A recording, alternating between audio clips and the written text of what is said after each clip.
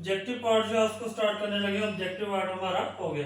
Subjective type में section 1 में जो आता है, ये भी हमारी बुक ए से ही रिलेटेड सारी चीजें हैं, यानी बुक 1 और बुक 3 जो है उससे रिलेटेड उसकी जितनी भी बनती हैं शॉर्ट स्टोरीज, प्ले और पोएम्स वगैरह, पोएट्री वगैरह।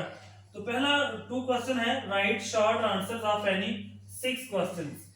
कोई से 6 सवाल के शॉर्ट आंसर देने हैं, 3 to 5 लाइंस। ये चीज ध्यान में रखनी है कि मिनिमम जो आपका आंसर है वो 3 लाइन का होना चाहिए।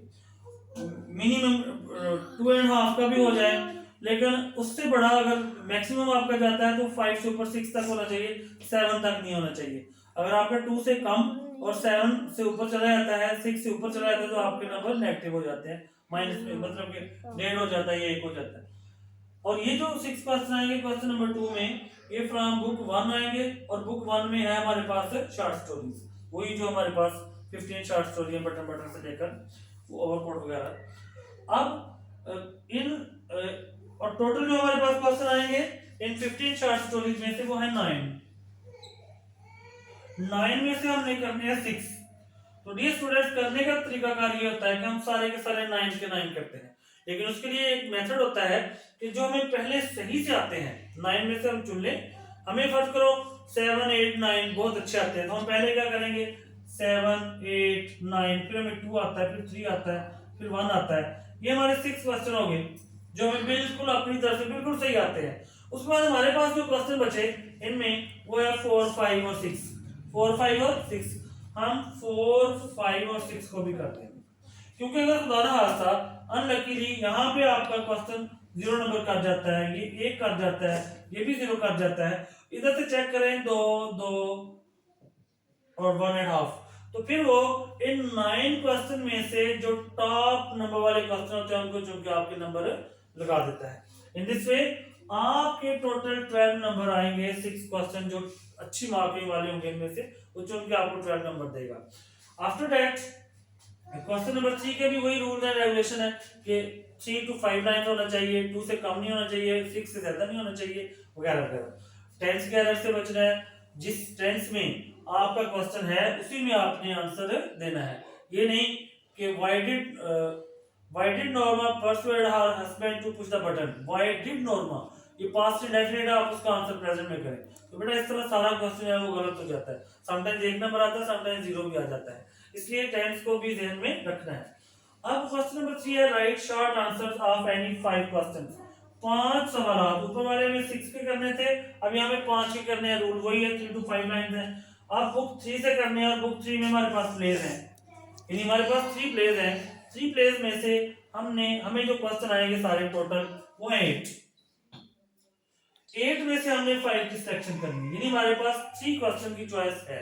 रूल वही है कि जो आपको एक्यूरेट आते हैं, जिनका आपको कॉन्फिडेंस है कि इसमें मेरे पूरे 2 नंबर आएंगे या मैं 5 लाइन का लिख सकता हूँ, अच्छे तरीके से लिख सकता हूँ, वो पहले लिखने हैं। जिन पे डाउट है कि इनमें गड़बड़ हो सकती है वो नीचे लिखने हैं। जस्ट लाइक दैट आपने 8 के 8 क्वेश्चन ट्राई करने हैं, अटेम्प्ट करने हैं, और 8 में से जो अच्छे 5 नंबर वाले अच्छे नंबर वाले 5 क्वेश्चन होंगे उनको चुनकर वो आपको 10 नंबर दे देगा। टोटल नंबर इस क्वेश्चन के क्वेश्चन नंबर 3 के भी 10 है। आफ्टर दैट डियर स्टूडेंट्स, हमारा सब्जेक्टिव टाइप सेक्शन 1 का जो लास्ट और फोर्थ क्वेश्चन है, that is right short answers of any 4। अब पहले क्वेश्चन में 2 में थे 6, 3 में थे 5, अब 4 में हो गए 4 क्वेश्चन, कि हमने 4 क्वेश्चन जो है उनको सॉल्व करना है। कितने, वही 9, 3 to 5 लाइन होनी चाहिए। बुक 3 ही है, लेकिन पहले बुक 3 की प्ले थे, अब बुक 3 की पोएट्री है, यानी 20 हमारे पास पॉइंट्स हैं। उन्हीं 20 पॉइंट में से आपको तकरीबन 7 क्वेश्चन दिए जाएंगे। 7 क्वेश्चन दिए जाएंगे, 7 में से आपने 4 करने हैं, यानी आपके पास 3 की चॉइस है।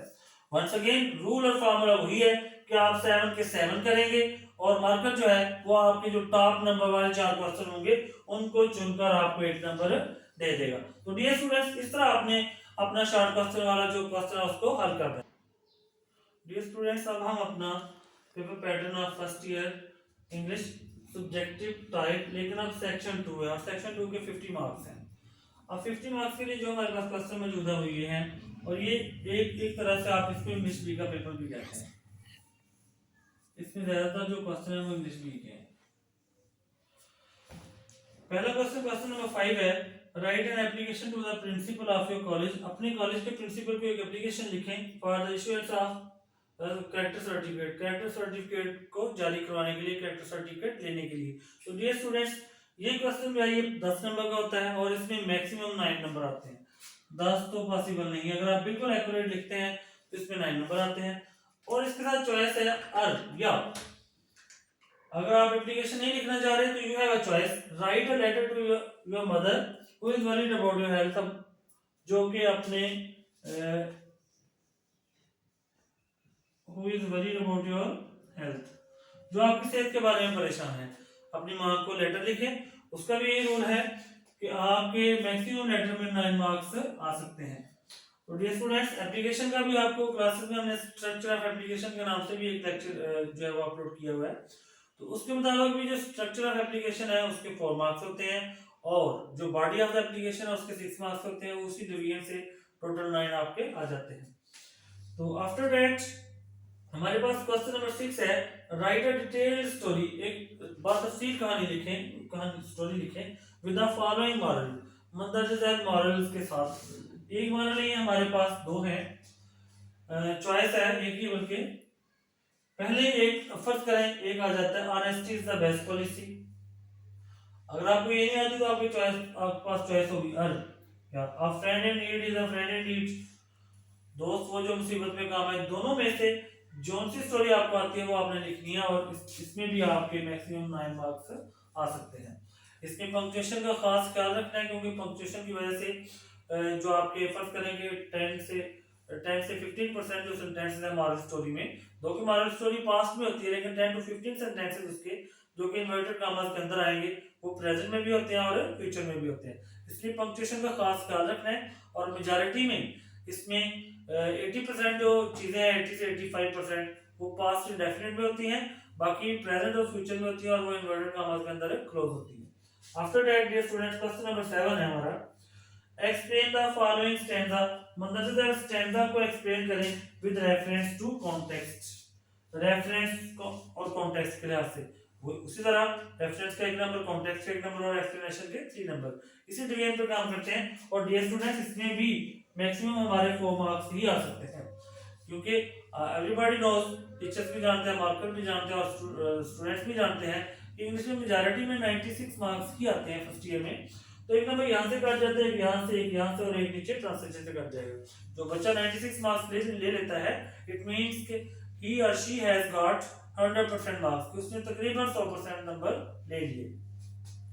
तो ये स्टूडेंट्स इस तरह स्टैंडर्ड आगे जैसे आर टाइम टू वीप और टाइम टू डांस, इस तरह 4 लाइनें आती हैं और उनको हमने रेफरेंस देना होता है, कॉन्टेक्स्ट देना होता है और एक्सप्लेन करना होता है और इस तरह हमारे 4 से 5 नंबर आ जाते हैं। इसी क्वेश्चन नंबर 7 का ही बी पार्ट है, punctuate the following extract from book 1 short stories. इस शॉर्ट स्टोरीज में से 2 या 3 लाइन का एक पैरा जो है वो निकाल के हमारी जो एक्सरसाइजेज है शॉर्ट स्टोरीज की, 15 शॉर्ट स्टोरीज की, उनमें से तकरीबन 10-12 के एक्सरसाइज में वो एक्सट्रैक्ट दिया हुआ है। मेजॉरिटी में उन्हीं में से सिलेक्शन होती है। अगर उनमें ना भी हो, विद इन द लेसन हो जाए तो फिर भी ये 15 लेसन के अंदर से ही आता है, बाहर से नहीं आता।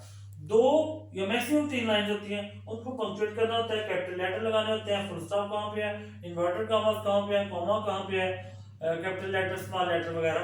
ये सारा कुछ करने के बाद मैक्सिमम 4 से 5 चेंजेस ही होती हैं और हमारे 5 नंबर होते हैं। और डियर स्टूडेंट्स, अगर हम एक्यूरेट करते हैं, सारी पंक्चुएशन फिल करते हैं तो 5 नंबर पूरे के पूरे आते हैं। आफ्टर दैट क्वेश्चन नंबर 7 का ही सी पार्ट है, use any 5 of the following para words. Para words हैं हमारे पास इन योर ओन सेंटेंसेस, अपने सेंटेंसेस में। हमें डियर स्टूडेंट्स तकरीबन 8 पैरा वर्ड दिए जाते हैं, 8 समटाइम 9 भी हो जाते हैं, समटाइम 7 भी हो जाते हैं, लेकिन एटलीस्ट 2-3 की चॉइस हमारे पास अवेलेबल होती है। जस्ट लाइक दैट, जिस तरह हमने शॉर्ट क्वेश्चन में चॉइसेस थी कि हमें जो क्वेश्चन सही आते थे हमने पहले लिखने होते थे और जो थोड़ा सा जिनमें डाउट होता था वो बाद में लिखते थे। और एटलीस्ट जो टॉप मार्किंग वाले 6 क्वेश्चन होते थे या 5 होते थे या 4 होते थे, मार्कर उनको उठा लेता है। यहाँ पे भी ऐसे ही है कि आपको चॉइस है, आपने 5 करने हैं, लेकिन ये स्टूडेंट्स आपको जो बेहतरीन 8 में से 5 आते हैं पहले आप वो करेंगे, उसके बाद जो डाउटफुल है नेक्स्ट पे आप वो 3 कर देंगे। करने आपने 8 के 8 ही हैं, फिर आपकी मार्किंग होगी और मार्किंग में जिनके नंबर ठीक होंगे वो 5 चुन के आपको नंबर दे दिए जाएंगे 5। लेकिन यहाँ पे रूल ये होता है कि अगर आप 2 सेंटेंस लिखते हैं एक भी गलत है तो मार्कर के पास ये अथॉरिटी है कि वो दोनों को गलत कर दे। अगर उसकी विल है, अगर वो विश है उसकी कि वो आधा नंबर आपको दे दे तो वेल एंड गुड, अदरवाइज ना भी दे तो कोई रूल नहीं है। आफ्टर दैट हमारा लास्ट क्वेश्चन है question number 9, translate the following passage paragraph या पैसेज इनटू उर्दू। ये जो हम 15 शॉर्ट स्टोरीज पढ़ते हैं और उनकी ट्रांसलेशन करते हैं उर्दू में, ये स्टूडेंट्स इन्हीं 15 शॉर्ट स्टोरीज में से हमें एक पैरा आता है बुक 1 से। ये जो 15 शॉर्ट स्टोरीज हैं बुक 1 का नाम दिया जाता है और ये 15 मार्क्स का होता है। एक पैरा आता है जिसको हमें उर्दू में ट्रांसलेट करना होता है, जिसमें हमने केयरफुल रहना होता है कि हमारा टेक्स्ट के लिहाज से, इमला के लिहाज से, पंक्चुएशन के लिहाज से, हैंड राइटिंग के लिहाज से, हर तरह हमें केयरफुल रहना पड़ेगा। इन दिस वे अगर हम एक्यूरेट करते हैं तो ये स्टूडेंट्स इसमें भी मैक्सिमम 14 मार्क्स आते हैं। तो इन दिस वे अगर हम according to rules and regulation अपना सारा पेपर सॉल्व करते हैं तो डियर स्टूडेंट्स हमारे एटलीस्ट 96% मार्क्स आ जाते हैं। अब इसके बाद हमारे पास डियर स्टूडेंट्स ये क्वेश्चन तो हमने तरतीब से कर दिए। जब हमने अपना पेपर करना है तो डियर स्टूडेंट्स हम क्वेश्चंस को आगे पीछे कर सकते हैं, जो सही आता है उसको पहले, जो थोड़ा सा डाउटफुल होता है उसको बाद में। लेकिन एक बात का खास ख्याल रखना है डियर स्टूडेंट्स कि कभी भी हम जो ट्रांसलेशन उर्दू ट्रांसलेशन वाला क्वेश्चन है इसको सब्जेक्टिव पार्ट में सबसे पहले नहीं करेंगे। एटलीस्ट हम एप्लीकेशन कर लेंगे, एप्लीकेशन करने को दिल नहीं कर रहा हम आदत स्टोरी पहले कर लेंगे, अगर ये भी करने को दिल नहीं कर रहा हम ये पहले कर लेंगे। लेकिन एटलीस्ट जो आपने क्वेश्चन लास्ट पे रखना है वो डियर स्टूडेंट्स ये है क्वेश्चन नंबर 7 का A part, explain the following stanza. Stanza को लास्ट पे ले जाएं, रेफरेंस करें, कॉन्टेक्स्ट करें और उसके बाद जितना टाइम बचता है उसमें एक्सप्लेनेशन करते जाएं। एक्सप्लेनेशन की जो मिनिमम जो स्पेस है वो 1 पेज है, 1.5 का भी हो सकता है, 2-2.5 पे भी जा सकता है if you want to get good marks. तो dear students I think it's enough for today's lesson, and I hope you will act upon these rules and regulations, and after that you will get inshallah 96 marks. Allah Hafiz.